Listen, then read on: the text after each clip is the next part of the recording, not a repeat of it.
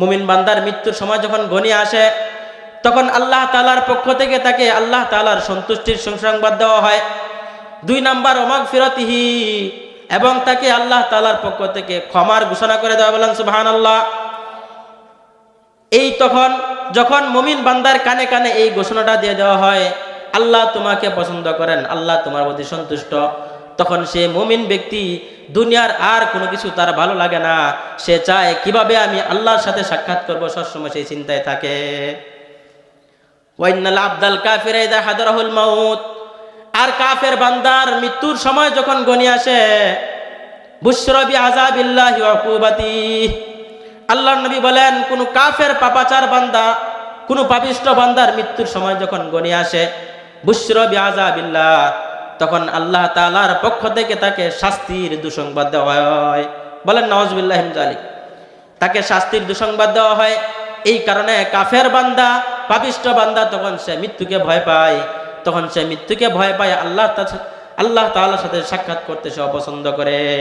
আল্লাহ তাআলা বলেন সেই কাফের বান্দা আমার সাথে সাক্ষাৎ করতে অপছন্দ করার কারণে আমি আল্লাহ চাই না সে আমার কাছে চলে আসুক। বলেন নাউযুবিল্লাহ। মুমিন বান্দা এই কারণে মৃত্যু কামনা করে খুব তাড়াতাড়ি।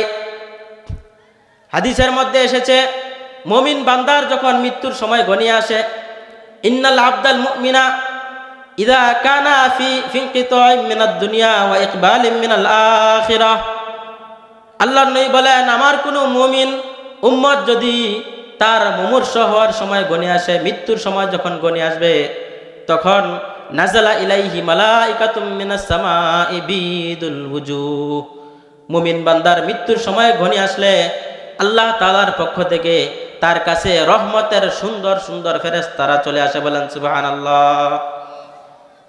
মুহতারাম হাজিরিন, খুব মনোযোগ দিয়ে শ্রবণ করবেন।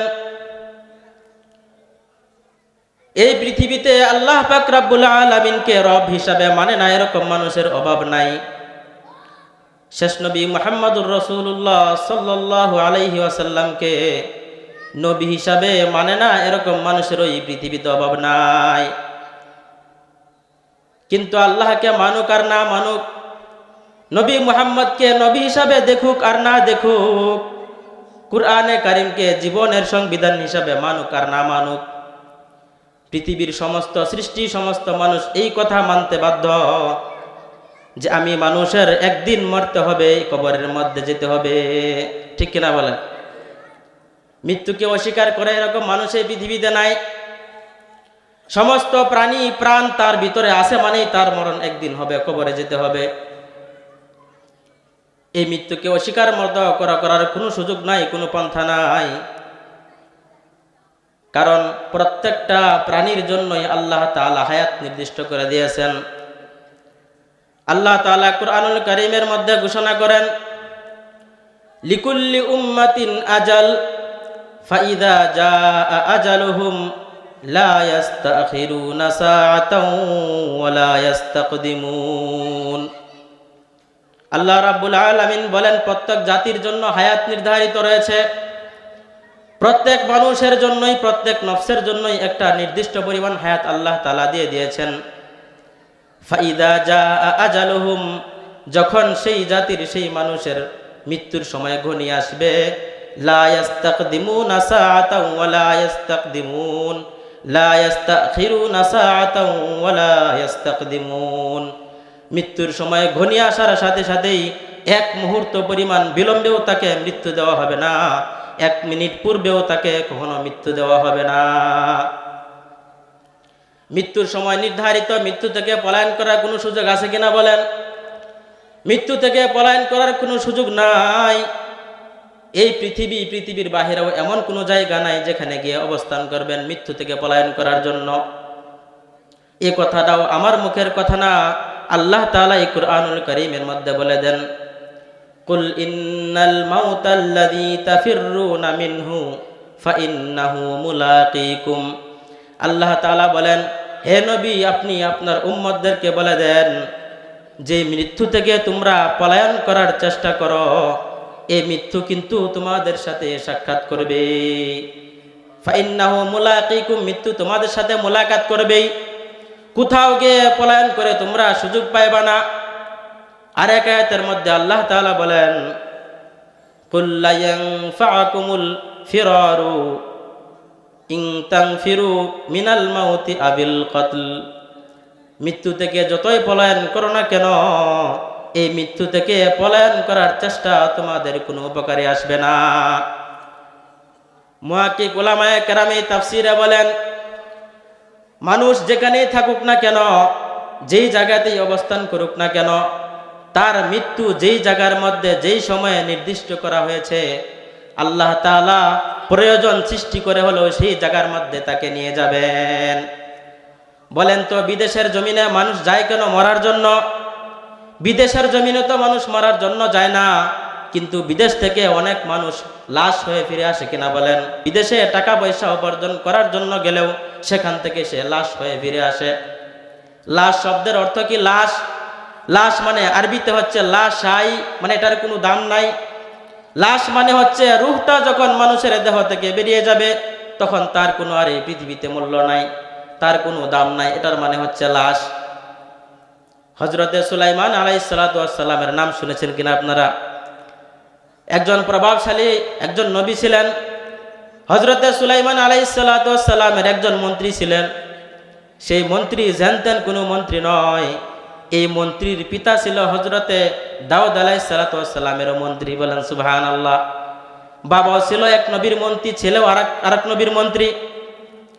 হযরতে সুলাইমান আলাইহিস সালাতু ওয়াস সালাম সেই মন্ত্রীকে নিয়ে এক সকালে তিনি বসে আছেন, বৈঠকখানায় বসে আছেন, কথাবার্তা বলতেছেন। এমন সময় একটা সুন্দর দেহের অধিকারী, সুন্দর চেহারার অধিকারী একজন লোক আসলো সামনে। আসার পরে হযরতে সুলাইমান আলাইহিস সালাতু ওয়াস সালামকে সালাম দিল।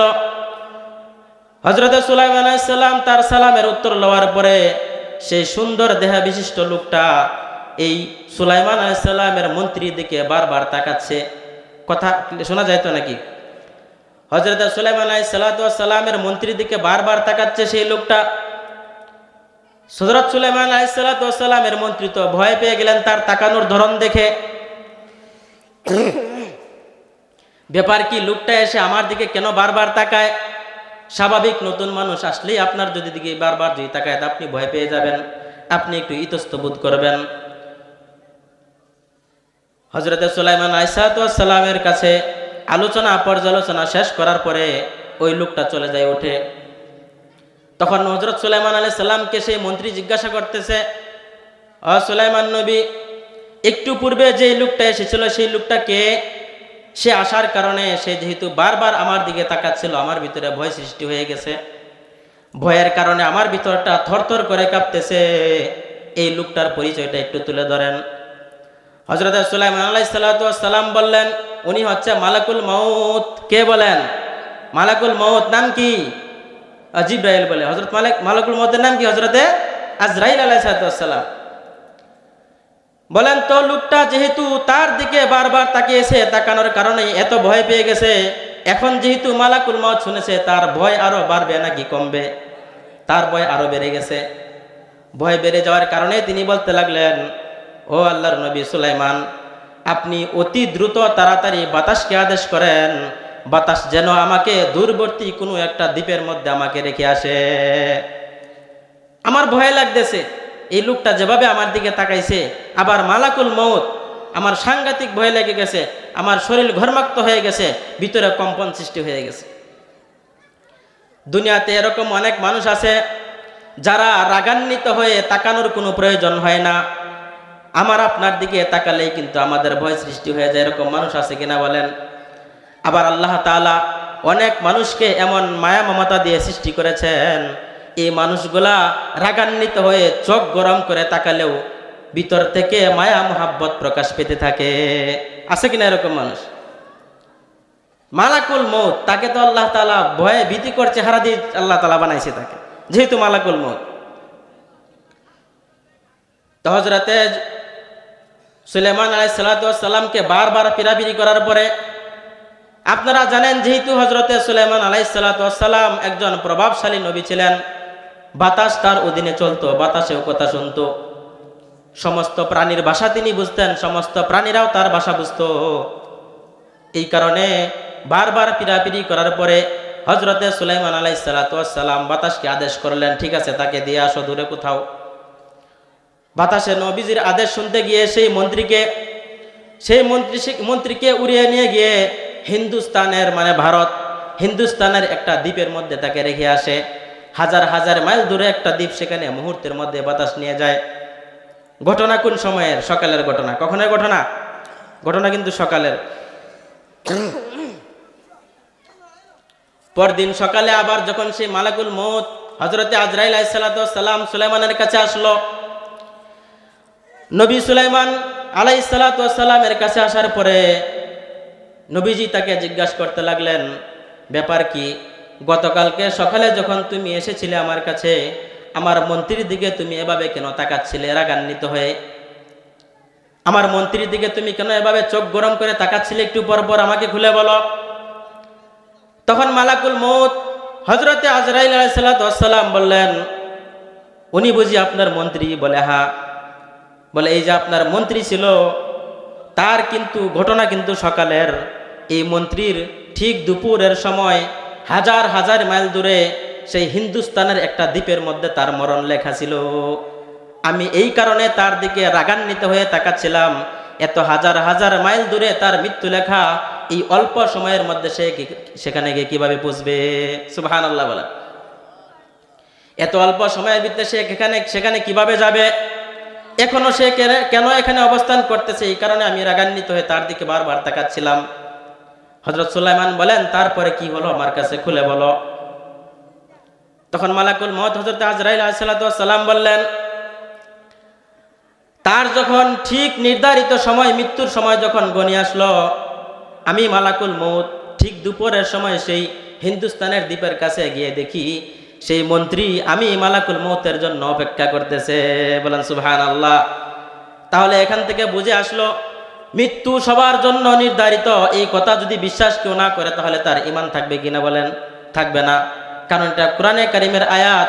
কুরআন ও কারিমের একটা আয়াতকে অস্বীকার করা জরুরি না, একটা শব্দকেও যদি কেউ অস্বীকার করে তাহলেও সেই কাফের হয়ে যাবে। আল্লাহ তাআলা কোরআনে বলেন, লিকুল্লি উম্মাতিন আজাল, প্রত্যেক উম্মতের জন্য, প্রত্যেকটা মানুষের জন্য হায়াত নির্দিষ্ট রয়েছে। ফাইদা জাআ আজালুহা লা ইস্তাখিরুনা সাআতাও ওয়া লা ইস্তাকদিমুন। প্রত্যেকটা মানুষের মৃত্যুর সময় যখন ঘনিয়ে আসবে, এক মুহূর্ত আগেও তার মৃত্যু দেওয়া হবে না, এক মুহূর্ত পরেও তাকে মৃত্যু দেওয়া হবে না। এখন প্রশ্ন হলো, মৃত্যু কেন হয় মানুষের? মৃত্যু কেন হয় মানুষের? কারণ মৃত্যু লেখা আছে, এই কারণে হয়। মৃত্যু থেকে পলায়ন করার কোনো সুযোগ আছে কিনা বলেন? এই কারণে কবি বলেন, মরণ থেকে যতই পালাও মরণ তোমায় লইবে ঘিরি, যদিও পালাও আকাশ পানে সেথায় লাগে তুমি সিঁড়ি। আকাশ পানে পালাইলেও সেখানে মরণ থেকে পালানোর সুযোগ আছে কিনা বলেন? কিন্তু মৃত্যুর সময় কার কেমন অবস্থা হবে? মৃত্যুবরণ যেহেতু সবাইকেই করতে হবে, সুতরাং মৃত্যুর জন্য প্রস্তুতি নিতে হবে কিনা বলেন?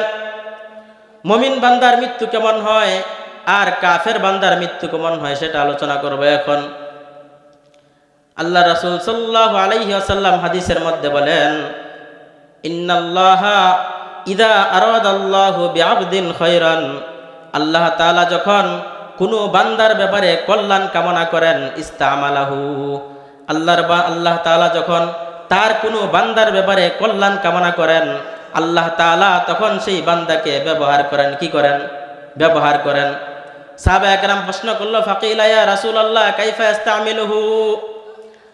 সাহাবায়ে কেরাম আল্লাহ তাআলার নবীকে জিজ্ঞাসা করলেন, ও আল্লাহর রাসূল, ইয়া রাসূলুল্লাহ, ইয়া হাবিবাল্লাহ, আল্লাহ তাআলা আবার বান্দাদেরকে কেমনে ব্যবহার করেন, এটার কি অর্থ? আল্লাহর নবী বললেন, ইউয়াফিকহু লিআমালিন সালিহিন ক্বাবলাল মাউত। কোন বান্দার ব্যাপারে আল্লাহ তাআলা যখন কল্যাণ কামনা করেন, তখন তাকে ব্যবহার করেন। এর মানে হচ্ছে ওই ব্যক্তিকে আল্লাহ তাআলা মৃত্যুর পূর্বে নেক আমল করার তৌফিক দান করেন। বলেন সুবহানাল্লাহ। কোন বান্দার ব্যাপারে আল্লাহ তাআলা ভালো কিছু কামনা করলে তাকে আল্লাহ তাআলা মৃত্যুর পূর্বে নেক আমলের তৌফিক দান করেন। এই কারণে দেখবেন একটা মানুষ যদি সারা জীবন গুনাহের মধ্যে লিপ্ত থাকে, যদি তার ব্যাপারে আল্লাহ তাআলা ভালো রেখে রাখেন, মৃত্যুর পূর্বে তাকে একদিনের জন্য হলেও দিনের কাজের মধ্যে আল্লাহ তাআলা তাকে লাগিয়ে দেন। ঠিক কিনা বলেন? বোঝা গেল তার আল্লাহ তাআলা তার কপালে ভালো রেখে রেখেছেন।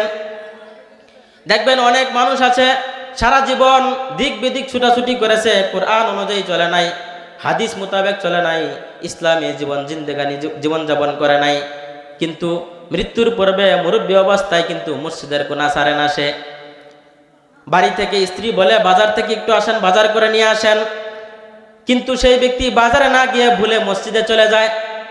মসজিদ থেকে যখন ফিরে আসে তখন স্ত্রী বলে কি ব্যাপার, বাজারে যান নাই নাকি? তখন বলে ও আমার তো মনে নাই, ভুলে গেছিলাম। এর মানে বোঝা গেল সেই ব্যক্তির মরণটা অনেক ভালো হবে। বলেন সুবহানাল্লাহ। মৃত্যুর পূর্বে আল্লাহ তাআলা সেই ব্যক্তিকে নেক আমলের তৌফিক দিয়ে দেন, এটা একটা অনেক বড় একটা লক্ষণ। এখন আপনাদের সামনে কিছু ভালো মৃত্যুর আলামত বলবো। ভালো মৃত্যুর কিছু আলামত, নেককার বান্দা মৃত্যুবরণ করলে কিভাবে বুঝবেন যে লোকটা ভালো। হাদিসের ভাষ্য অনুযায়ী মোটামুটি 15 থেকে 16টা ভালো মৃত্যুর আলামত বলবো ইনশাআল্লাহ তাআলা। আল্লাহর নবী বলেন, মান কানা আখিরু কালামিহি লা ইলাহা ইল্লাল্লাহ দাখালাল জান্নাহ। আল্লাহর নবী মুহাম্মদুর রাসূলুল্লাহ সাল্লাল্লাহু আলাইহি ওয়াসাল্লাম বলেন, যেই ব্যক্তির মৃত্যুর পূর্বে শেষ কথা হবে লা ইলাহা ইল্লাল্লাহ, সেই ব্যক্তিকে বিনা হিসাবে আল্লাহ তাআলা জান্নাতে প্রবেশ করাবেন। এখান থেকে বুঝে আসলো মৃত্যুর পূর্বে যদি কোনো ব্যক্তির জবান মুবারক দিয়ে কালেমা বের হয়, লা ইলাহা ইল্লাল্লাহ বের হয়, বুঝতে হবে তার মরণটা অনেক সুন্দর। আবার এখান থেকে কেউ মনে করেন না মৃত্যুর সময় যদি কারো কালেমা মুখ দিয়ে বের না হয় সে যে জাহান্নামী, বিষয়টা এরকম না কিন্তু। দ্বিতীয় নাম্বার ভালো মৃত্যুর আলামত, আল্লাহর নবী বলেন, মাউতুল মুমিনি বিআরাকিল জাবিন। কোন মুমিন ব্যক্তি মৃত্যুবরণ করার সময় যদি তার কপালটা ঘেমে যায়, কোন মুমিন ব্যক্তি মৃত্যুবরণ করার সময় যদি তার কপালটা ঘেমে যায়, গর্মাক্ত হয়ে যায়, বুঝতে হবে তার মরণটাও অনেক সুন্দর। এর মানে এটা না কোনো ব্যক্তি মারা গেলে কপাল যদি তার না ঘামে তাহলে সে জাহান্নামী, এরকম নাকি?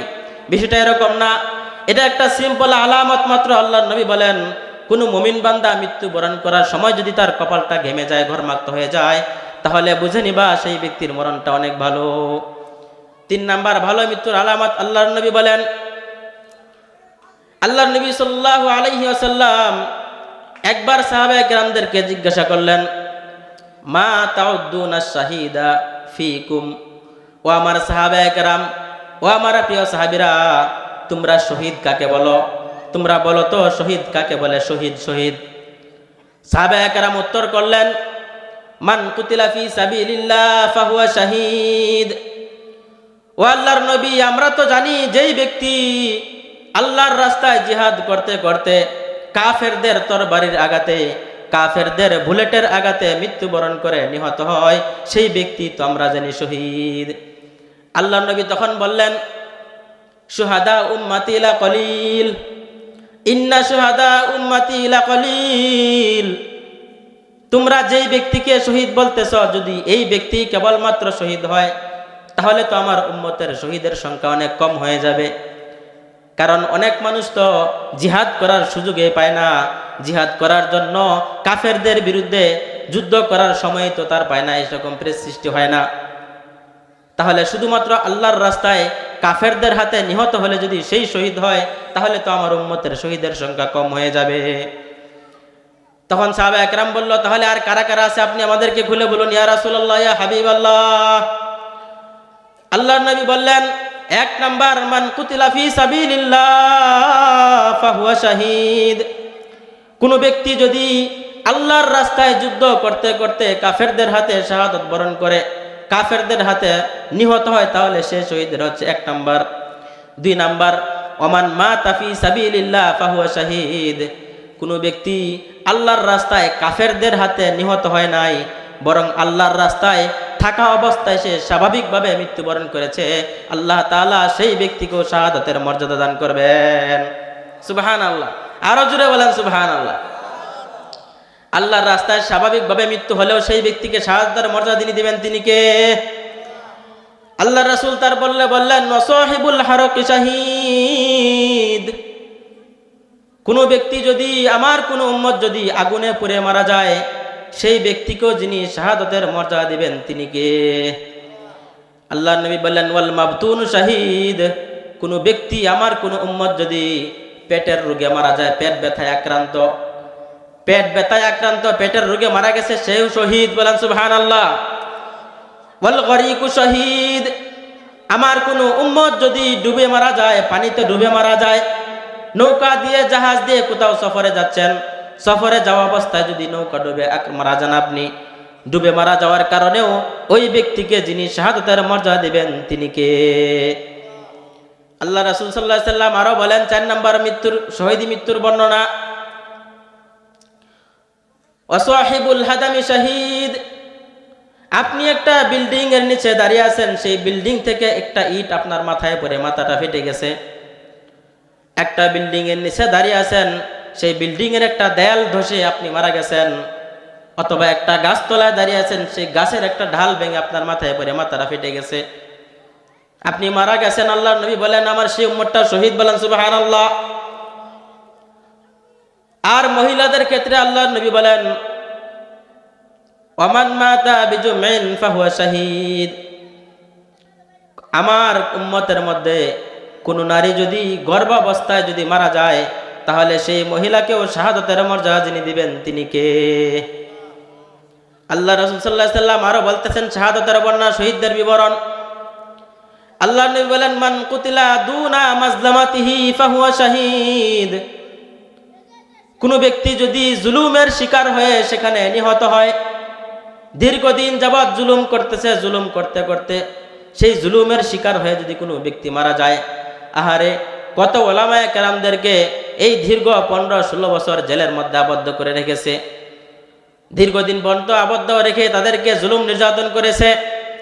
এই জুলুমের শিকার হয়ে যারা সেই জেলের মধ্যে অথবা বাহিরে কোথাও জুলুমের শিকার হয়ে মৃত্যুবরণ করেছে, আল্লাহর নবী বলেন জুলুমের শিকার হয়ে মৃত্যুবরণ করলেও তাকে যিনি শহীদি দান করবেন তিনি কে?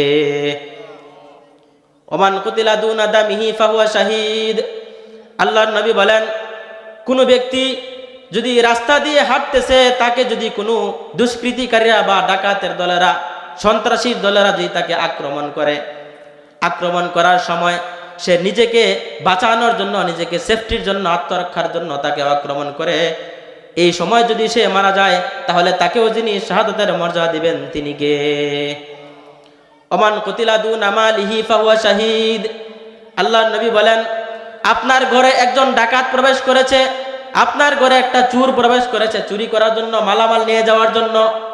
এই চোরের সাথে ওই ডাকাতের সাথে দস্তাদস্তি করার সময় যদি আপনার মৃত্যু হয়, আল্লাহর নবী বলেন আমার সেই উম্মতও শহীদ বলে গণ্য হবে। বলেন সুবহানাল্লাহ। ওমান কুতিলা দুনা আহলিহি ফাহুয়া শাহীদ। আল্লাহর নবী বলেন কোন ব্যক্তির পরিবার, কোন ব্যক্তির স্ত্রী, কোন ব্যক্তির সন্তানকে যদি অন্য কোনো দুষ্কৃতিকারী, কোনো ডাকাত বা সন্ত্রাস দলেরা আক্রমণ করে, তখন নিজের পরিবারকে বাঁচানোর জন্য, নিজের স্ত্রীকে বাঁচানোর জন্য, নিজের সন্তানদেরকে বাঁচানোর জন্য যদি আপনি সেখানে তার সাথে দস্তাদস্তি করে এক পর্যায়ে আপনার মৃত্যু হয়, আপনাকে যিনি শাহাদাতের মর্যাদা দিবেন তিনি কে?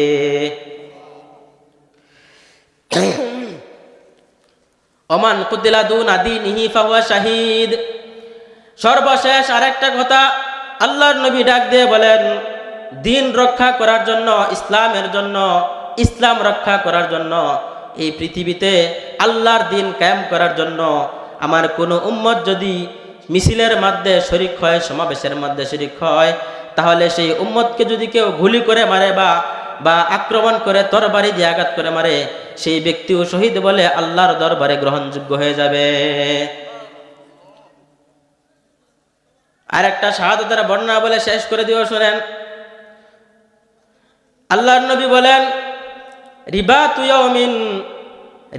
ইয়াউমিন আফদালু আও খায়রুম মিন সিয়ামি শাহরিন ওয়া কিয়ামিহি।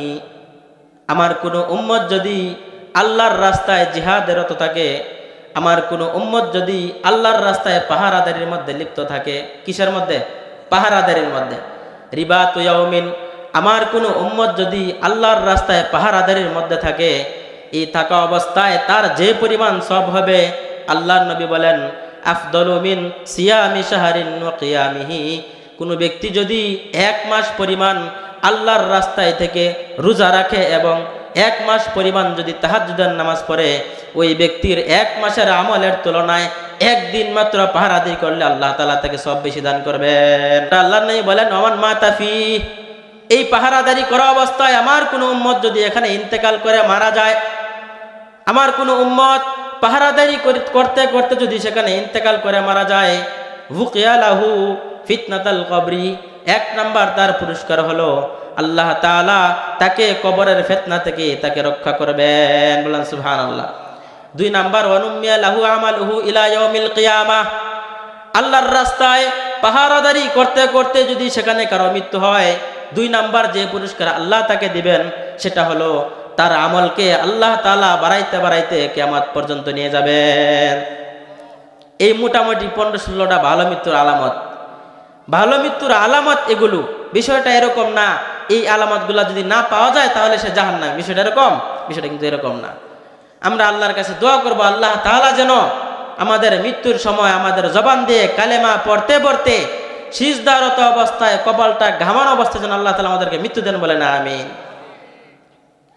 মানুষের মৃত্যু কেন হয়, কাফের বান্দার মৃত্যু কেমন হয়, মুমিন বান্দার মৃত্যু কেমন হবে, এই যে 15-16টা ভালো মৃত্যুর আলামত বলা হলো, এই ভালো মৃত্যুর আলামত আমাদের কিভাবে হবে শুনেন।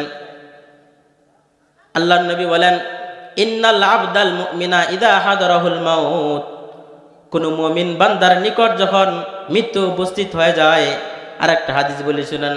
আল্লাহর নবী বলেন ইন্নাল্লাহা ইযা আহাব্বা আবদান ইস্তামালাহু, শুরুতে কিন্তু বলেছিলাম আল্লাহ যদি কোনো বান্দার ব্যাপারে ভালো চান তাহলে তাকে নেক কাজের তৌফিক দেন, ভালো চাইলে তাকে নেক কাজের তৌফিক দিবেন। এরপরই হাদিসের শেষাংশে নবীজি বলেন যেই ব্যক্তি আল্লাহ তাআলার সাক্ষাৎকে পছন্দ করবে, আল্লাহ তাআলা স্বয়ং তার সাক্ষাৎকে পছন্দ করে নেবেন। মান আহাব্বা লিকা আল্লাহি আহাব্বাল্লাহু লিকাআহ, যেই ব্যক্তি আল্লাহর সাক্ষাৎকে পছন্দ করবে মানে মৃত্যুকে পছন্দ করবে, আল্লাহ তাআলা তার সাক্ষাৎকে পছন্দ করবেন। ওমান কারিহা লিকা আল্লাহি কারিহাল্লাহু লিকাআহ, আর যে ব্যক্তি আল্লাহর সাক্ষাৎকে অপছন্দ করবে স্বয়ং আল্লাহ তার সাক্ষাৎকে অপছন্দ করবেন, বলেন নাউজুবিল্লাহ। এই কথা বলার পরে নবীজির স্ত্রী হযরত আয়েশা সিদ্দিকা রাদিয়াল্লাহু তাআলা আনহা, অন্য বর্ণনায় এসেছে অন্য কোন নবীজির স্ত্রী নবীজিকে জিজ্ঞাসা করলেন ইন্না লানাকরাহুল মাউত, ও আল্লাহর রাসূল মৃত্যুকে তো আমরা নিজেরাও অপছন্দ করি, কে চায় মরতে বলেন, সবাই তো চায় আর কিছুদিন বেঁচে থাকি দুনিয়ায়। নবীজির এই কথা বলার পরে আয়েশা সিদ্দিকা বললেন মৃত্যুকে তো আমরাও অপছন্দ করি, আমরাও তো চাই আর কিছুদিন এই দুনিয়ার জমিনে বেঁচে থাকি, তাহলে আপনার এই কথাটার মানে কি, ব্যাখ্যাটা কি বুঝিয়ে বলেন। আল্লাহর নবী বললেন ইন্নাল আবদাল মুমিনা ইযা হাদারাহুল মাউত, আমার কোনো মুমিন বান্দার যখন মৃত্যু ঘনিয়ে আসে, যখন মুমূর্ষু অবস্থায় হয়, বুশরা বিরিদওয়ানিল্লাহ, তখন আল্লাহ পাক রব্বুল আলামিনের পক্ষ থেকে তাকে আল্লাহ তাআলার সন্তুষ্টির সুসংবাদ দিয়ে দেওয়া হয়।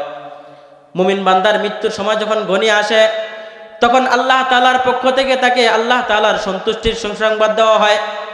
2 নাম্বার মাগফিরাতিহি, এবং তাকে আল্লাহ তাআলার পক্ষ থেকে ক্ষমার ঘোষণা করে দেওয়া, বলেন সুবহানাল্লাহ।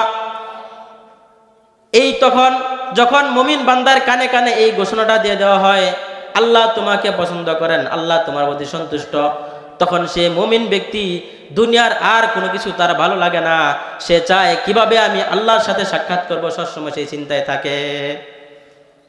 ওয়াইনাল আবদাল কাফিরা ইযা হাদারাহুল মাউত, আর কাফের বান্দার মৃত্যুর সময় যখন ঘনিয়ে আসে বুশরা বিআযাবিল্লাহি ওয়া উকুবাতিহি, আল্লাহর নবী বলেন কোন কাফের পাপাচার বান্দা, কোন পাপিষ্ঠ বান্দার মৃত্যুর সময় যখন ঘনিয়ে আসে বুশরা বিআযাবিল্লাহ, তখন আল্লাহ তাআলার পক্ষ থেকে তাকে শাস্তির দুঃসংবাদ দেওয়া হয়, বলেন নাউজুবিল্লাহি মিন যালিক। তাকে শাস্তির দুঃসংবাদ দেওয়া হয়। এই কারণে কাফের বান্দা, পাপিষ্ঠ বান্দা তখন সে মৃত্যুকে ভয় পায়, তখন সে মৃত্যুকে ভয় পায়, আল্লাহ তাআলার সাথে সাক্ষাৎ করতে সে অপছন্দ করে। আল্লাহ তাআলা বলেন সেই কাফের বান্দা আমার সাথে সাক্ষাৎ করতে অপছন্দ করার কারণে আমি আল্লাহ চাই না সে আমার কাছে চলে আসুক। বলেন নাউজুবিল্লাহ। মুমিন বান্দা এই কারণে মৃত্যু কামনা করে খুব তাড়াতাড়ি। হাদিসের মধ্যে এসেছে, মুমিন বান্দার যখন মৃত্যুর সময় ঘনিয়ে আসে, ইন্নাল আবদাল মুমিনা ইযা কানা ফি ইনকিতাইম মিনাদ দুনিয়া ওয়া ইকবালিম মিনাল আখিরাহ। আল্লাহর নবী বলেন, আমার কোনো মুমিন উম্মত যদি তার মুমূর্ষ হওয়ার সময় ঘনিয়ে আসে, মৃত্যুর সময় যখন ঘনিয়ে আসবে, তখন নাজালা ইলাইহি মালাইকাতুম মিনাস সামাই বিদুল ওয়ুজুহ। মুমিন বান্দার মৃত্যুর সময় ঘনিয়ে আসলে আল্লাহ তাআলার পক্ষ থেকে তার কাছে রহমতের সুন্দর সুন্দর ফেরেশতারা চলে আসে। বলেন সুবহানাল্লাহ। অনেকগুলো ফেরেশতারা সামনে চলে আসে। মাহুম কাফনুম মিন আকফানিল জান্নাহ ওয়া হানুতুম মিন হানুতিল জান্নাহ। ওই রহমতের ফেরেশতারা মুমিন বান্দার মৃত্যুর সময় যখন তার কাছে আসবে, তখন সেই রহমতের ফেরেশতাদের হাতে থাকবে জান্নাতের পোশাক। বলেন সুবহানাল্লাহ। জান্নাতের কাফন থাকবে তাদের হাতে। ওয়া হানুতুম মিন হানুতিল জান্নাহ, এবং জান্নাতের সুগন্ধি তারা নিয়ে আসবে মুমিন বান্দার সামনে এসে তারা লাইন ধরে মুমিন বান্দার চোখের দৃষ্টি যত দূর যায় তত দূর দূর পর্যন্ত সেই ফেরেশতারা বসে থাকবে। বলেন সুবহানাল্লাহ। সমস্ত ফেরেশতারা তাকে ইস্তেকবাল স্বাগত জানার জন্য বসে যাবে সিরিয়াল ধরে। হাত্তা ইয়াজিআ মালাকুল মাউত, অবশেষে মৃত্যুর ফেরেশতা মালাকুল মউত হযরতে আজরাইল আলাইহিস সালাতু ওয়াস সালাম আসবেন। ওয়াজলিসা ইনদা রাসিহি, এবং তার মাথার নিকটে এসে বসবেন। মুমিন বান্দার মৃত্যুর সময় ঘনিয়ে আসলে আজরাইল আলাইহিস সালাতু ওয়াস সালাম আসবেন। আসার পরে তিনি বলতে থাকবেন, আইয়াতুহান নাফসুত তাইয়্যিবা, ওহে উত্তম আত্মা, ওহে ভালো আত্মা, উখরুজি ইলা রাব্বিকি রাদিয়াতাম মারদিয়া। ও মুমিন বান্দার আত্মা, ও পবিত্র আত্মা, তুমি আল্লাহর কাছে সন্তুষ্ট অবস্থায় আসো। আল্লাহ তাআলাও তোমার উপর সন্তুষ্ট, তুমিও আল্লাহ তাআলার উপরও সন্তুষ্ট। বলেন সুবহানাল্লাহ। এই কথা বলার সাথে সাথে হাদিসের মধ্যে বর্ণনা আসছে, ফাতাখরুজু তাসিলু কামা তাসিলুল কতরাতু মিন ফিস সিকা। একটা পাত্র থেকে পানি ঢালার সময় যেভাবে ধীরে ধীরে সুন্দরভাবে পাত্রের পানিটা পড়ে, মুমিন বান্দার আত্মাটা সেভাবে ধীরে ধীরে আজরাইল আলাইহিস সালাম কবুল করবেন। বলেন সুবহানাল্লাহ। এরপরে মুমিন বান্দার জান কবজ করার পরে সমস্ত ফেরেশতারা প্রতিযোগিতায় লেগে যাবে, কে এই মুমিন বান্দার আত্মাটাকে নিয়ে আল্লাহ তাআলার কাছে নিয়ে যাবে। তারা প্রতিযোগিতায় লেগে যাবে। অবশেষে মালাকুল মাউত যখন তাদের সেই মুমিন বান্দার আত্মাটাকে নিয়ে আসমানের দিকে উঠতে থাকবে, তখন সেই আত্মা থেকে এত পরিমাণে সুগন্ধি বের হবে যে এই পৃথিবীতে এত পরিমাণ সুগন্ধি আর কোনো কোথাও পাওয়া যায় না। বলেন সুবহানাল্লাহ। মুমিন বান্দার আত্মাকে নিয়ে যখন আসমানের দিকে উঠতে থাকবে, সমস্ত আসমানবাসী ফেরেশতারা তারা বলতে থাকবে, এটা কার আত্মা? তখন মালাকুল মউত বলবে, ফুলান ইবনু ফুলান, এটা হচ্ছে অমুক এলাকার অমুকের ছেলে, অমুকের আত্মা। তখন সমস্ত ফেরেশতারা আসমানের সকল দরজাগুলা খোলা দিয়ে বলেন সুবহানাল্লাহ। 7 নম্বর আসমান পর্যন্ত পৌঁছার পরে আল্লাহ তাআলা ঘোষণা করবেন, এই মুমিন ব্যক্তির আত্মাকে নিয়ে এত উপরে আসার প্রয়োজন নাই, আমি তো তার উপরে সন্তুষ্ট হয়ে গেছি। উক্তুবু কিতাব আবদি ফি আল্লিয়িন, আমার এই বান্দার প্রিয় বান্দার আত্মাটাকে ইল্লিয়িন নামক জান্নাতের মধ্যে লিখে নাও। বলেন সুবহানাল্লাহ। ইল্লিয়িন নামক কিতাবের মধ্যে লেখার পরে সেই মুমিন বান্দার আত্মাটাকে কবরের মধ্যে আবার ফিরিয়ে দেওয়া হবে। ফাতুআদ রূহু ফি জাসাদিহি, মুমিন বান্দার আত্মাটাকে কবরের মধ্যে আবার তার দেহের মধ্যে ফিরিয়ে দেওয়া হবে। দেহের মধ্যে ফিরিয়ে দেওয়ার পরে ফায়াজিউ মালাকান, তখন আরো 2 জন ফেরেশতা আসবে তার হিসাব নেওয়ার জন্য, তাকে সওয়াল জবাব করার জন্য। ফাইজলিসানিহি, 2 জন ফেরেশতা আসে তাকে মুমিন বান্দাকে আবার বসাবে। বসানোর পরে তারা তাকে প্রথম জিজ্ঞাসা করবে, মার রব্বুক, তোমার রব কে? বলেন তো আমাদের রব কে? সেই মুমিন বান্দা উত্তর দিবে, রব্বি আল্লাহ, আমার রব হচ্ছেন আল্লাহ। 2 নাম্বার প্রশ্ন করবে, আমা দীনুক, তোমার দিন কি? তোমার দিনের নাম কি? বলেন তো আমাদের দিনের নাম কি? ইসলাম। তখন সেই মুমিন বান্দা বলবে, দিন ইয়াল ইসলাম, আমার দিনের নাম হচ্ছে ইসলাম। 3 নাম্বার প্রশ্ন সম্পর্কে 2টা রিওয়ায়াত পাওয়া যায়। এক বর্ণনায় এসেছে, ওই 2 ফেরেশতা সেই মুমিন বান্দার আত্মাকে জিজ্ঞেস করবে, মা হাযার রাজুলুল্লাযী বুইসা ফীকুম, নবীজিকে দেখায়া ইশারা দিয়ে তাকে বলবেন, ওই যে লোকটা দেখা যায় সেই লোকটাকে যাকে তোমাদের নিকট পাঠিয়েছিলেন আল্লাহ তাআলা। তখন সে মুমিন বান্দা বলবে, হাযা মুহাম্মাদুর রাসূলুল্লাহ, ইনি হচ্ছেন আল্লাহ তাআলার রাসূল মুহাম্মাদুর রাসূলুল্লাহ সাল্লাল্লাহু আলাইহি সাল্লাম। এই যে তিনটা প্রশ্ন, এটি উত্তর কি আমাদের জানা আছে না? সবাদেরই জানা আছে, কারণ এই প্রশ্নগুলা কিন্তু আরো অনেক আগে এগুলা ফাঁস হয়ে গেছে, প্রকাশ হয়ে গেছে। কিন্তু মনে রাখবেন মুসলমান ভাইয়েরা আমার, যেই প্রশ্নগুলা পরীক্ষার আগেই ফাঁস হয়ে যায় সেটার পরীক্ষা কিন্তু অনেক কঠিন। প্রশ্ন যদি পরীক্ষার আগে যদি প্রকাশ হয়ে যায় সেই প্রশ্নের পরীক্ষা অনেক কঠিন, এটা মনে রাখতে হবে। তো সেই বান্দা যখন এই তিনটা উত্তর সঠিকভাবে দিয়ে দিবে, আল্লাহ তাআলা তখন ঘোষণা করবেন সেই ফেরেশতাদেরকে, ও ফেরেশতারা, আন সাদাকা আবদি, আমার এই বান্দা সত্য বলেছে, সঠিক বলেছে। এই বান্দা সঠিক বলার কারণে তোমরা তাকে কি করো, আলবিসুহু মিনাল জান্নাহ, জান্নাতি পোশাক তাকে পরিয়ে দাও, ও আফরিসুহু মিনাল জান্নাহ, এবং তার বিছানাটাকেও জান্নাতের অন্তর্ভুক্ত করে দাও। বলেন সুবহানাল্লাহ। এরপরে যখন দ্বিতীয় অপোজিটে আমরা আসি কাফের বান্দার মৃত্যুর ব্যাপারে,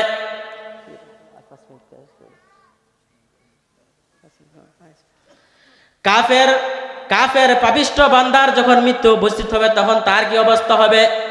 হাদিসের মধ্যে এসেছে, ইজা হুদিরা, কাফের বান্দা পাপিষ্ঠ বান্দার যখন মৃত্যুর সময় গণিয়ে আসবে তখন আল্লাহর নবী বলেন, নাজালা ইলাইহি মালাইকাতুম মিনাস সামাই সুদুল ওয়ুজুহ, তখন আসমান থেকে কালো কালো কৃষ্ণ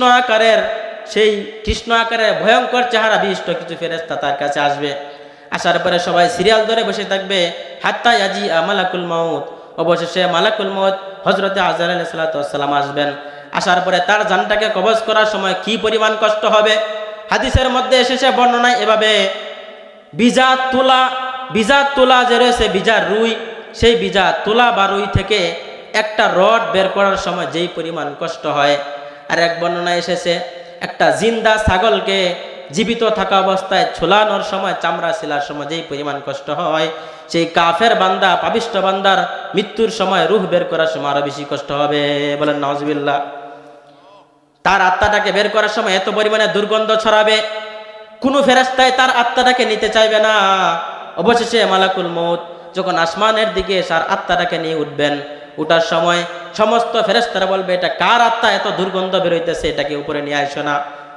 তখন তার জন্য আসমানের দরজা খোলা হবে না, লা ইফাত্তাহু লাহু আবওয়াবুস সামা ওয়ালা ইয়াদখুলুনাল জান্নাতা হাত্তা ইয়ালিজাল জামালু ফি সাম্মিল খিয়াত। আল্লাহ তাআলা কোরআনে বলেন, সুয়ের যে ছিদ্র রয়েছে সেই সুয়ের ছিদ্র দিয়ে উট কোনোদিন প্রবেশ করবে কিনা? বলেন, উট তো চিনেন, উট বিশাল বড় প্রাণী। সুয়ের ছিদ্র দিয়ে উট জীবনে কিয়ামত পর্যন্ত কখনো প্রবেশ করবে না। আল্লাহ তাআলা ঘোষণা করে বলে দেন, সেই সুয়ের ছিদ্র দিয়ে উট যেভাবে কিয়ামত পর্যন্ত কখনো প্রবেশ করবে না, এই পাপাচার বান্দাও ততদিন পর্যন্ত কখনো জান্নাতে যেতে পারবে না। এই পাপিষ্ঠ বান্দার মৃত্যুর পরে তার রূহটাকে যখন কবরের মধ্যে ফেরত দেওয়া হবে, তখন তাকে যখন প্রশ্ন করা হবে, আমার রব্বুকা, তখন সে বলবে, হা লা আদরি, আমি তো জানি না আমার রবকে আমি জানি না। 2 নাম্বার প্রশ্ন করবে, আমা দিনুকা, তোমার দিন কি? তখন সে বলবে, হা লা আদরি, আমি তো এরকম কোনো প্রশ্ন দুনিয়াতে শুনি নাই, জানি না। দুনিয়াতে শিখে যাওয়ার পরেও সেখানে তার এই অবস্থা হবে কেন? বদ আমলের জন্য। 3 নাম্বার প্রশ্ন যখন করা হবে, মা হাযার রাজুলুল্লাযী বুইসা ফীকুম, ওই যে ব্যক্তিরা দেখা যায়, দেখো তাকিয়ে সুন্দর চেহারা বিশিষ্ট, ওই লোকটাকে তুমি চিনো কিনা বলো। বলবে, হা লা আদরি, আমি এই লোকটাকেও চিনি না, আমি জীবনে কখনো দেখে নাই। আল্লাহ তাআলা ঘোষণা করবেন, আন কাযাবা আবদি, আমার এই বান্দা, এই পাপিষ্ঠ বান্দা মিথ্যাচার করতেছে, মিথ্যা বলেছে। আমি আমার শ্রেষ্ঠ নবী মুহাম্মদকে পাঠিয়েছি কিন্তু সে তার কথা শোনে নাই, কুরআন এবং হাদিস অনুযায়ী চলে নাই, এই কারণে সে এখন মিথ্যা বলতেছে। উকতুবু কিতাবা আবদি ফি সিজ্জিন, তার নামটা সিজ্জিন নামক জাহান্নামের মধ্যে লিখে দাও। বলেন নাউজুবিল্লাহ। এরপরে বলবেন, আলবিসুহু মিনান নার, তাকে জাহান্নামের পোশাক পরিয়ে দাও। ওয়াফতাহু লাহু বাবান ইলান নার, এবং জাহান্নামের দিকে তার কবরের দরজাটা খুলে দাও। বলেন নাউজুবিল্লাহ। জাহান্নামের সাথে যখন তার দরজাটা কবরের সাথে কানেকশন করে দেওয়া হবে, কানেকশন করে দেওয়ার সাথে সাথেই জাহান্নাম থেকে উত্তপ্ত বাতাস আর আগুন আসতে থাকবে। আল্লাহ পাক রব্বুল আলামিন আমাদেরকে যেন ঘর্মাক্ত অবস্থায় শেষদারত অবস্থায় যেন জবান দিয়ে কালিমা পড়তে পড়তে যেন আমাদের মৃত্যু নসিব করেন, বলেন আমিন।